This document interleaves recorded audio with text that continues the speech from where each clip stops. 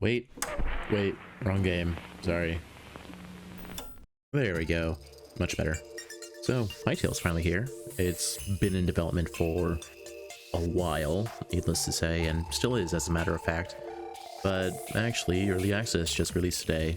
It's sort of like Minecraft if it had a forbidden love child with. Enter the name of your preferred RPG here. Anyways, I played it for a couple of hours, and yeah, so far it's pretty enjoyable from what I've played. It could definitely use a few tweaks. I mean, obviously, it's in early development. Anyways, yeah, enjoy the game. So, we start in... wait, fuck, wrong game. We awaken in some sort of strange basement cave, a strange pervert. I open up the door and it gives me flashbacks to a different unspecified RPG game. My collector's anxiety kicks in. I start picking up every pebble, stick, and berry I can find off the ground. Are the berries poisonous? I mean, probably not. I mean, there's a non-zero chance, but I mean, it's probably fine, right? There's a large building right outside of spawn. It looks to be some sort of mining building and has tracks that go all the way down to a cave. I'm gonna be coming back to it later. On my compass at the top, there's a strange looking waypoint, so I might decide to head there. On the way, I encounter the first enemy, a single skeleton. Using my highly advanced primate brain, I chuck the stones at him like he lives in a glass house. This, of course, harms the skeleton, and I shatter his skull open onto the pavement. The skeleton was seemingly harassing a village of plant people who I dread to look up on Twitter anytime soon. There's a merchant in the middle of the city selling food. I mean, most of the food is made of plants, so kind of morally gray because they are plants, but they're selling plant food. So would that be considered like people trafficking, or is that cannibalism? Just like in Minecraft, I break and enter into one of their homes and find a sharp stick. While killing another skeleton with the stick, I find out that you can get plant fiber by cutting bushes with a weapon. Using the plant string I just got, I can craft an axe and a pickaxe, and use my new tools to desanctify nature. Sorry to interrupt, but just a little side note, take a listen to this for a bit.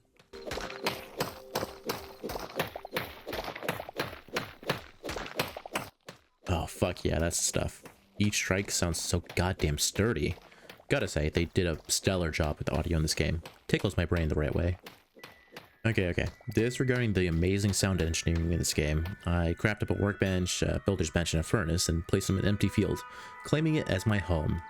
Yes, having all my stuff out in a defenseless empty field is sort of my MO. After chopping down a few more trees, I craft a bow and a couple of arrows. I won't lie, it kinda sucks, and unfortunately I need leather and my first targets are right next door. I will say, because the animals are so much more high quality than Minecraft, I felt really bad about killing the innocent couple and forcing their baby to watch. Still did it though, I kinda need the leather. As if the divine judges witnessed my sins themselves, they sent a pack of wolves after me. Sadly for them. I don't think you have any idea how fast I really am. I scrounged some wild wheat off the ground and decided to cook it in a pot. For science, obviously. For some reason, it gave me roasted vegetable. I don't really think you can roast wheat in a pot and then eat it whole, but what do I know? I'm not a chef. I crafted and placed out a bedroll, even though I easily could have just taken one of the beds from the village literally 30 feet away. But this small addition turned my empty field house into an empty field home. Now, with it turning night, I decide to remember my mantra, fuck it, we ball, and I head down to that mine that we saw earlier, with my brand new gear. I say new, but it's actually garbage. I learned how to offhand things, which I actually really like, as you can offhand multiple things at the same time using a radio menu, so you can switch between a shield and a torch at like a snap of your fingers if necessary. I strike gold. We're rich! We're rich!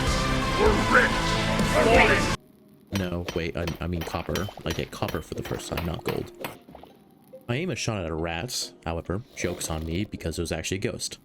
I find another thing to shoot, however, it is also actually a ghost. After scouring through the mine shafts for a while, I stumble across a illegal underground fighting ring, because monsters endlessly spawn in this one location on repeat for no reason whatsoever.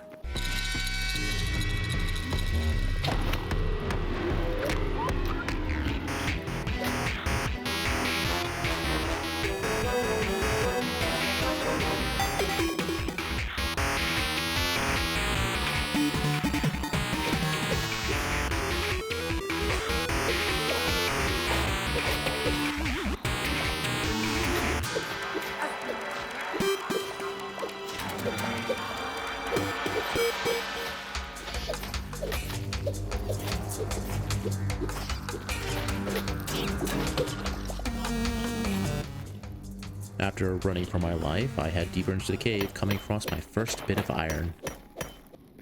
I also find and mine up a lot of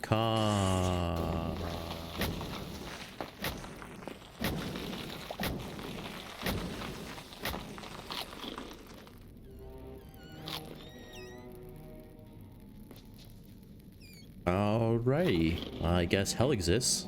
I didn't think I was playing Terraria, but here we are, I guess. This place is chock full of resources. Kinda.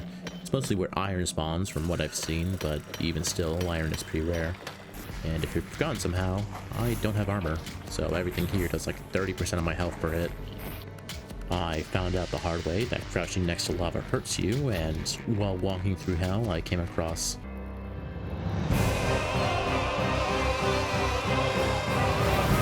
yeah, that guy. Needless to say, I'm gonna do the smart thing and run away. Having collected enough materials for now, I finally go home. Upon returning home, I smelt out all those ores and head to the waypoint that's been on my compass for the past hour that I, for some reason, didn't go to. It's a temple of some sort, and it has a dark secret in the basement, like every church. It's a dastardly earth golem. Surely this will be a tough fight, one recorded for centuries to come.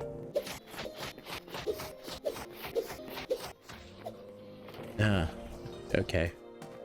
Anyways, through that portal lies a different realm. Probably a hub for people to, you know, meet up and gather if it was a multiplayer server, which it isn't. Here I can activate something that I probably should have done when I first started the game. It's a statue that allows you to collect memories of creatures you've encountered and log them back here in return for some upgrades. It's a background thing, so it's not too important. Returning home, enough time has passed that the copper is all smelted down, allowing me to craft copper armor. Drippy. I also had to collect enough iron for iron tools, so I skipped past the iron ones. Returning back to the mines, I feel all dripped out and confident, because I have, you know, armor and decent tools. I should not have been confident. You see, the upper layers of the mine were all fine and dandy. I even got to test out my new kick-ass iron crossbow. I mean, it's fucking amazing, it just takes way too much ammo. But when I got down to hell, things went downhill fast.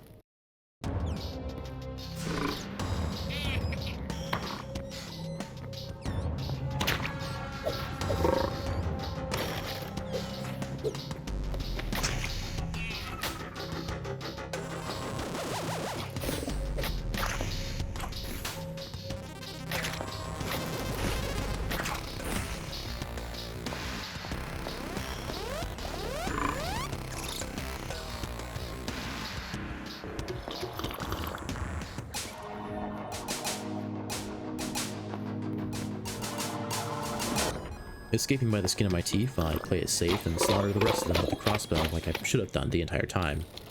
I continue mining iron. The process was very slow going, as iron is surprisingly rare and just comes in small veins. That, however, is until I came across John Dark Souls himself from earlier. I felt that I could at least attempt to fight him with my gear, so I went for it. Oh, they're actually super cheesable. And they drop entirely already cooked iron bars. And they're pretty common. You know what that means, right?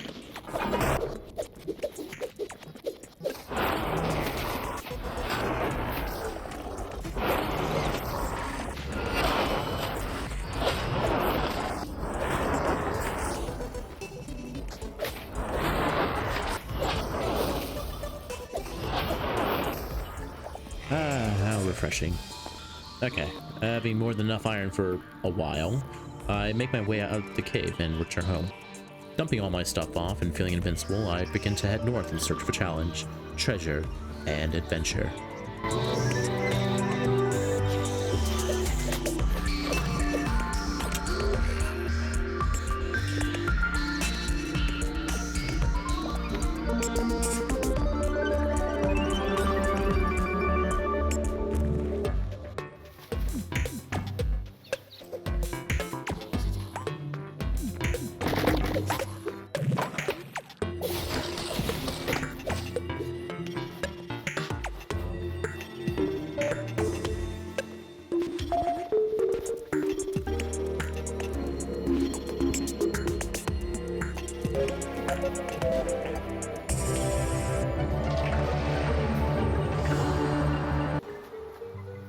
I came across these painfully adorable animals. Like, seriously, I don't think I have the heart to set up like an animal farm for any of the animals in this game, because they are so goddamn cute. It hurts me whenever I have to kill one for leather that they got, you know? Anyways, I managed to reach far north and enter the Everfrost. And then I wasn't paying attention and fell into a crevice and died. Yeah, that's usually how it goes with me. I rarely ever die to actual, you know, enemies, usually just my own carelessness. While running back to my stuff, I come across a couple of bootleg beholders and decide to get a closer look at them to add to my memoir. Believe it or not, this was a bad idea.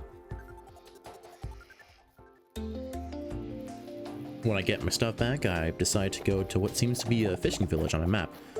On the way back, I noticed that I stopped getting new creatures added to my memories, and I realized that you can only hold up to 48 of them at a time before having to go back to spawn and depositing them all into the statue.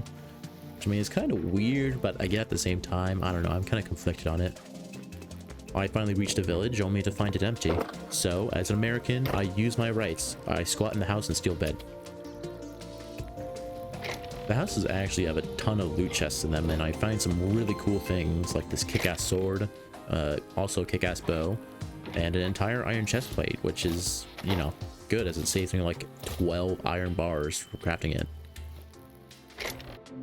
My inventory was getting pretty full, so I returned home to deposit those memories and gave me a couple of cool upgrades like new furniture, new seeds, and the ability to make teleporters, which I didn't even know existed because they're in the magic workbench, but I don't have the thorium to craft it, so I forgot to smelt all that iron from earlier, so I'm doing it now. And with the new iron, I can craft a full suit of iron armor, so I look much less stupid. This gives me like plus 50 health, and I think I take 25% less damage from all sources, so it's a pretty good deal for me. With my new gear, I head north once more, this time to find a real challenge, something that will put my new armor to test. I found a horse and I mounted without telling his horsewife. Horses are actually extraordinarily good. They're incredibly fast, like really, really, really fast. I have a running theory, get it, because they're a horse. I have a running theory that these horses are actually ghosts. See Exhibit A, or rather hear Exhibit A.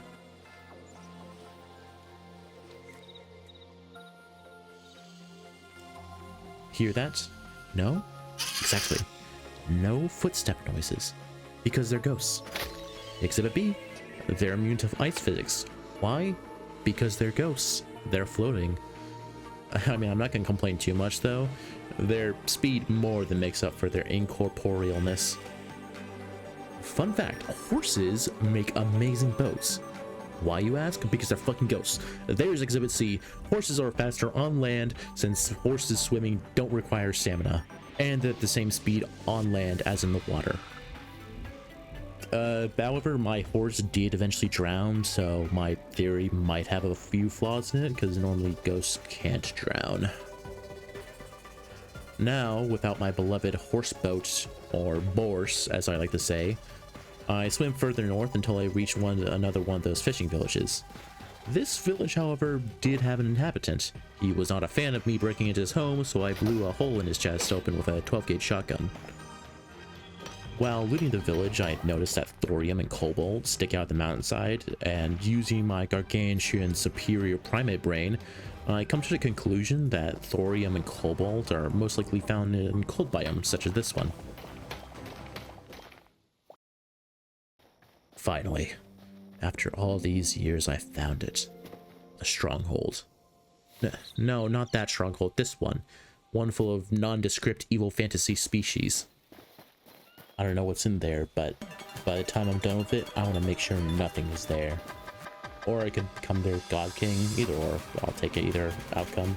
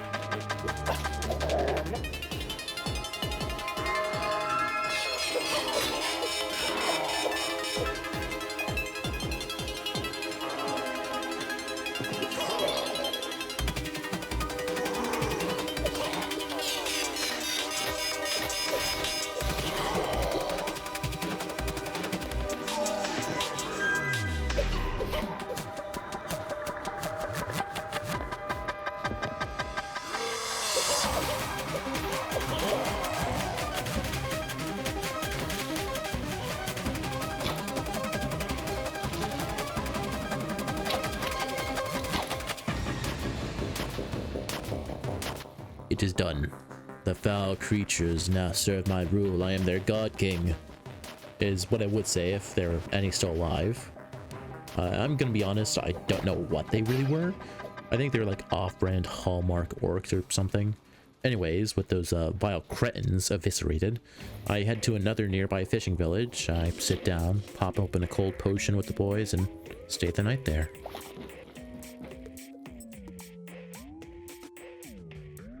And there you have it. My first few hours of Hytale. Honestly, I actually really enjoyed it. If I had any gripe with it, I would say it would probably be the combat system. Some enemies are really easy to cheese because the player has Go-Go Gadget extendo arms and have stupidly absurd long range.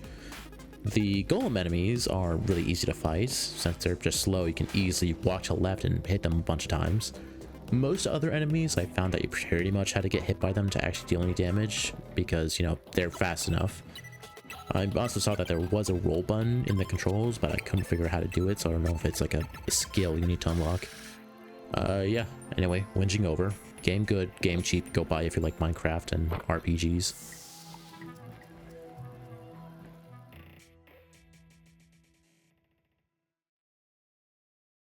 526 salmon falling from the sky onto a slime block creates an effect much like a firework, except for the fact that it is salmon.